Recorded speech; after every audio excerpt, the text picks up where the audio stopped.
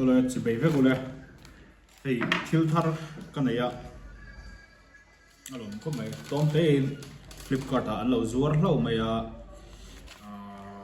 microphone anh ấy claim mình cần trong tập phía về đâu lên tổ tụ rằng ai là hay tóm khóc mấy hay mi hi lấy về đủ lệ anh lâu về tam pon lấy về rồi mà sẽ thay đổi lâu gần em có tăng lấy về rồi gần cái là tỷ lệ lâu lấy về số kan en photang a that lo chuan a rin tlak do chuan in lei ve do nia a that tur hang ai la aman hi kan chalai kha chuan zali le som pasari vel ania chuan kan cha to no khan ron thlen don me khan offer price khan alo le lo me khan mi khan zathum som ko le pasari vel in ron thleng ta kan lom khop maya chuan tu da kan ong xin ông ạ Clemin gas ri kami ri chur thin te kha Clemin azia de kan bai se ai ti kang mai ha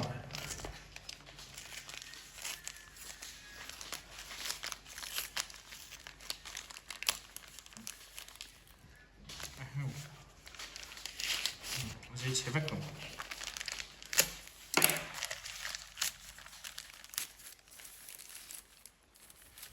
tách rồi về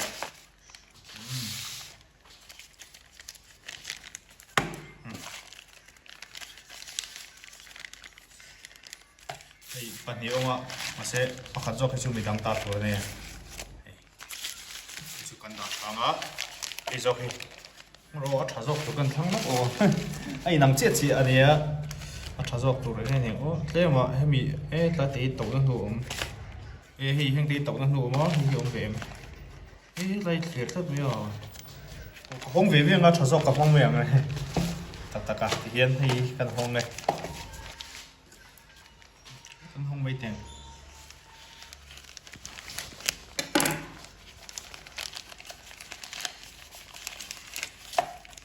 tiếng hi có ổn đây đó sẽ bây giờ làm bằng hard sắt mà bằng hiện cái này mấy thầy là bao thì Flipkart à, Amazon à, khan cái tiếng chỉ hi thalak tiếng chỉ hiền mình hi này cả K8 wireless microphone tin ta mình chỉ hiền sar sula ông ngal mấy đồ này hello ngal mấy đồ này chuan chung làm bằng kan hong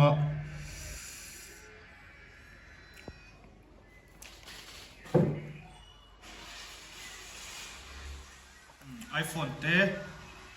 tan pun aman thai hi Android le iPhone aman thai ve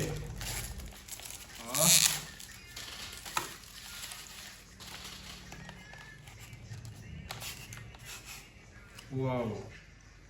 hiểu man thai hay thì hiện hay trắng cám cần vẫn trắng cảm đó YouTuber ba mấy tắc tắc cần thì về tôi nó ẩm thế mày à trắng cảm thế mày à tan lòng sẽ xuống hi oh hi học bom berani mày đấy xuống hi hi cần vịt lu tăng á cho hi ta vì lu lệ tôi hi thì hiện là nị tụ mày anh đi đâu nị chuanin kan tuna kan ti chin anga a battery charge hi ta hi ni charger chhum lo ni hi ngoro hi chhum le zok si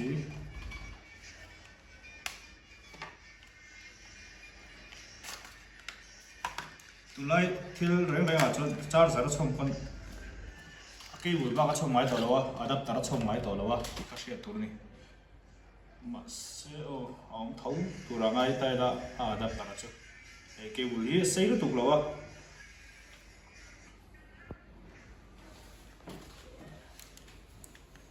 xe đâu có bị hay fit cut vel error cho này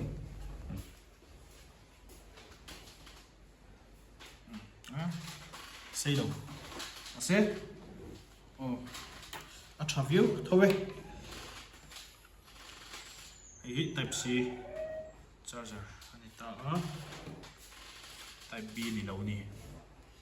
tiền life phát port về mình trồng cái port về thấy đều hết cả tụi ngay tay là life mình không lâu thấy lúc tụi con vàng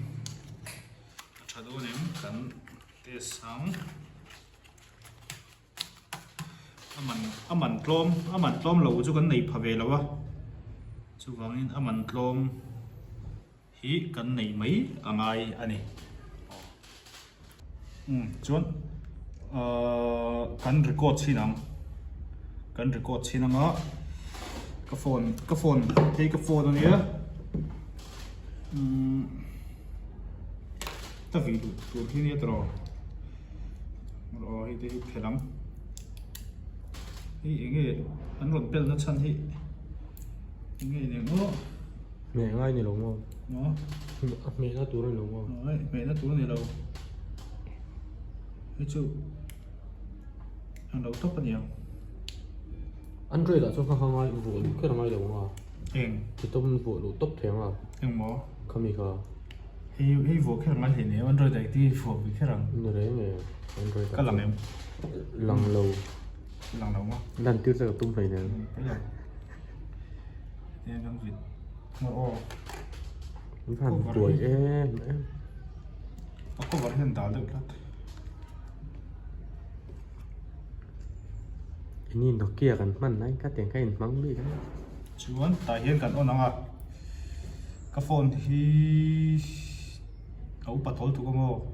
phải về cái nào cái nhìn nó kia gần mắng á lôi em nỉ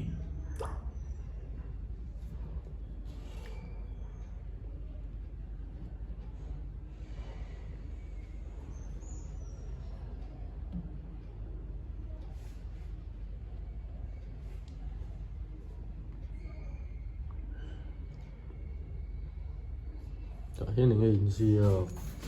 ý mỗi lẽ đánh một gì mỗi nằm đầu ôn lỗ xịt mi đâu plug in the receiver if your smartphone and switch on. Hold the power button of the microphone, then it will get connected in a few seconds with smartphone. Microphone ka bang ka ai connect hoàn thành turan te chun. ồ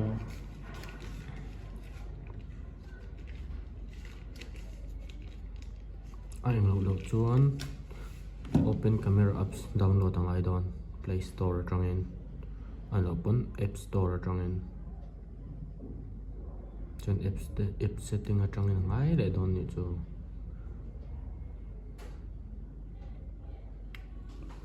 ngor o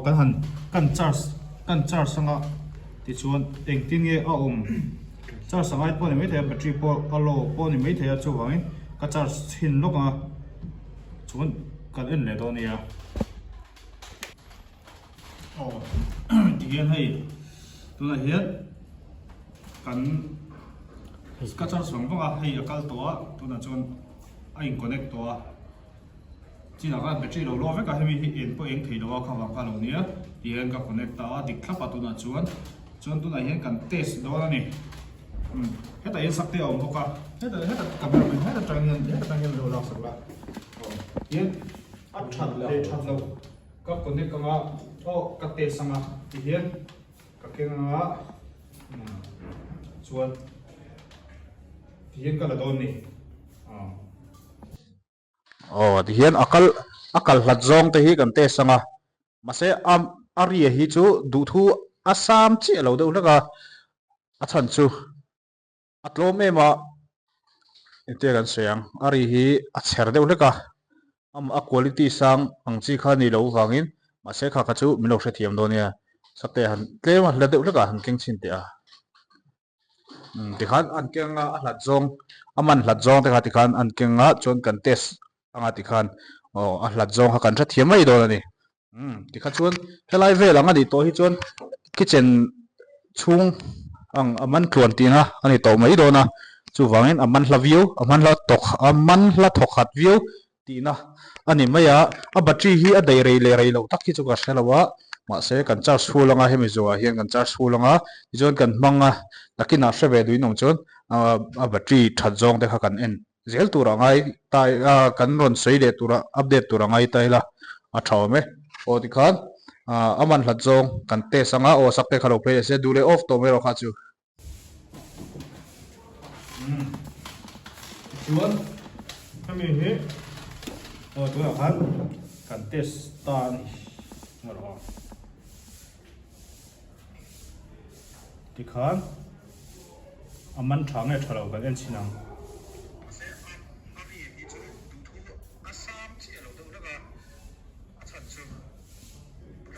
so ta tham so